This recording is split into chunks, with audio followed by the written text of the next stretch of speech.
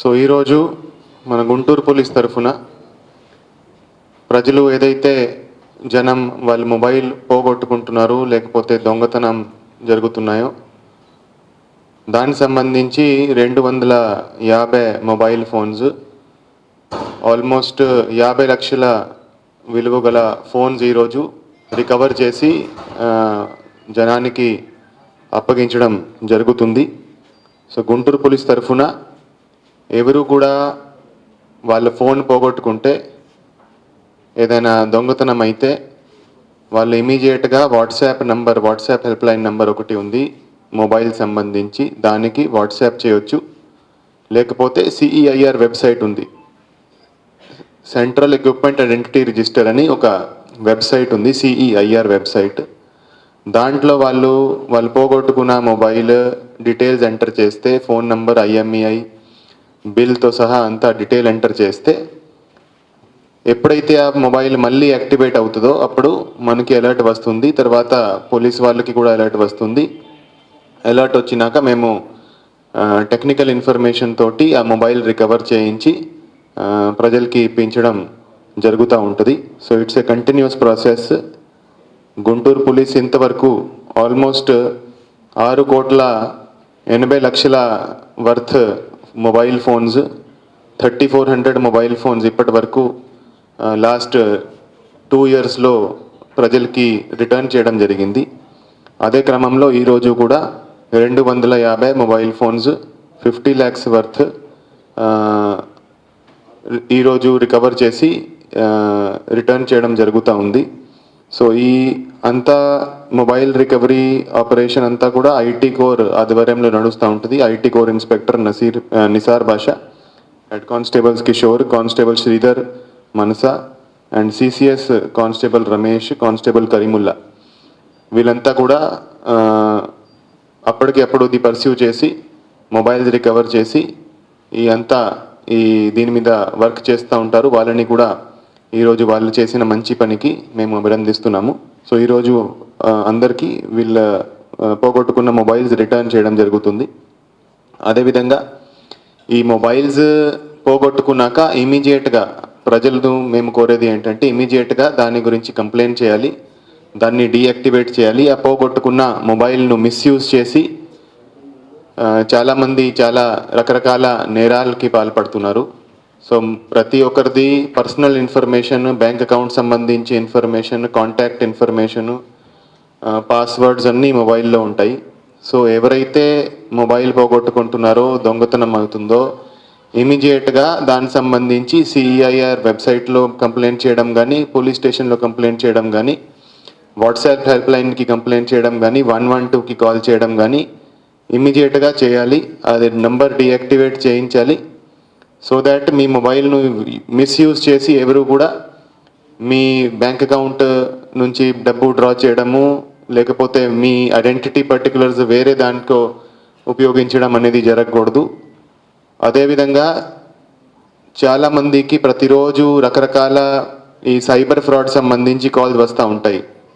మీకు లోన్ కావాలంటే ఇప్పిస్తాము, మీకు ఉద్యోగం కావాలంటే ఇప్పిస్తాము, మీ బ్యాంక్ అకౌంట్ బ్లాక్ అయింది దానికి సంబంధించి OTP మాకు చెప్పండి, దానికి సంబంధించి పాస్వర్డ్ మాకు చెప్పండి, మీరు మాదో ఇన్వెస్ట్మెంట్ పెడితే మీ డబ్బు 5 times చేసి 2 monthsలో కానీ 3 monthsలో ఇస్తాము.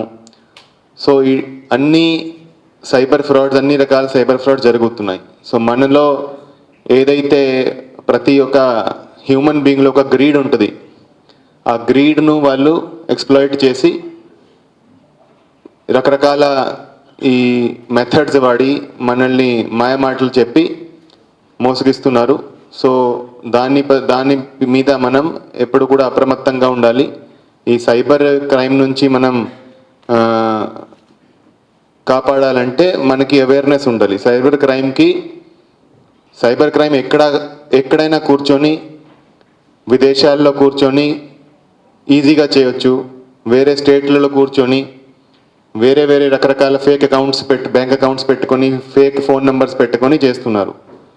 సో సైబర్ క్రైమ్ నుంచి మనం కాపాడాలంటే మనకి అవగాహన ఉండాలి. సో ఏ రకంగా మనకి సైబర్ క్రైమ్స్ జరుగుతున్నాయో దాని మీద ప్రజల్లో అవగాహన ఉండడం చాలా చాలా ఇంపార్టెంట్. సో అందరూ కూడా ప్రజలు latest methods of cyber crime ఏమున్నాయో దాని మీద అప్రమత్తంగా ఉండాలి. కొంతమంది ఈ డిజిటల్ అరెస్ట్ చేయడము అంటే మీ పేరు మీద పార్సల్ దొరికింది, ఆ పార్సల్లో డ్రగ్స్ దొరికాయి, మీరు ఇంత డబ్బు మాకు ఇమీడియట్గా పంపించండి మేము కేసు లేకుండా చూస్తామని, లేకపోతే మేము సిబిఐ నుంచి మాట్లాడుతున్నాము, మేము ఫలానా మహారాష్ట్ర పోలీస్ నుంచి మాట్లాడుతున్నాము, గోవా పోలీస్ నుంచి మాట్లాడుతున్నాము, మీరు కేసు నుంచి మీరు కాపాడాలంటే ఇంత డబ్బు పంపించండి, లేకపోతే మీ అకౌంట్లో ఇంత డబ్బు ఉంది ఆ డబ్బు మాకు వెరిఫికేషన్ కోసం పంపించండి, వెరిఫికేషన్ చేసి మళ్ళీ మీ అకౌంట్లోకి మేము రిటర్న్ చేసేస్తాము. సో రకరకాల సైబర్ క్రైమ్స్ జరుగుతున్నాయి, రకరకాల మోసాలు జరుగుతున్నాయి. ఇవన్నీ దాని మీద మనం అప్రమత్తంగా ఉండాలి, మనం అలర్ట్గా ఉండాలి. ఇటువంటి ఏదైనా కాల్ వస్తే ఫస్ట్ వాళ్ళని నమ్మకూడదు. ఇమీడియట్గా అట్లాంటి ఏమైనా కాల్స్ వస్తే ఇమీడియట్గా 1930 సైబర్ హెల్ప్ లైన్ నెంబర్ 1930కి కాల్ చేసి ఇట్లా మాకు కాల్ వచ్చింది ఇలా అంటున్నారు అనేది రిపోర్ట్ చేయాలి. ఏమైనా డబ్బు పోగొట్టుకుంటే కూడా ఇమీడియట్గా 1930కి కాల్ చేసి మీరు డీటెయిల్ ఇస్తే ఆ డబ్బు ఇమీడియట్గా ఫ్రీజ్ అవుతుంది. అంటే ఏ అకౌంట్లోకి పోయిందో ఆ అకౌంట్లో ఫ్రీజ్ అవుతుంది. మళ్ళా కోర్టు ద్వారా అప్లికేషన్ ఫైల్ చేసి ఆ డబ్బు మీకు రిటర్న్ వచ్చే అవకాశం ఉంటుంది. సో ఎప్పుడైనా ఒకవేళ ఎవరైనా డబ్బు పోగొట్టుకున్నా కూడా ఇమీడియట్గా 1930కి కాల్ చేసి కంప్లైంట్ ఇస్తే ఆ డబ్బు ఫ్రీజ్ అయితే ఆ డబ్బు మీకు రిటర్న్ వస్తుంది. సో ముద్దాయి పట్టించినా పట్టుకోకపోయినా మీ అమౌంట్ ఏదైతే ఫ్రీజ్ అయిందో ఆ ఇమీడియట్గా వచ్చే అవకాశం ఉంటుంది. సో ఎవరైనా ఇట్లా డబ్బు పోగొట్టుకున్నా కూడా 1930కి ఫోన్ చేసి డీటెయిల్ ఇవ్వండి.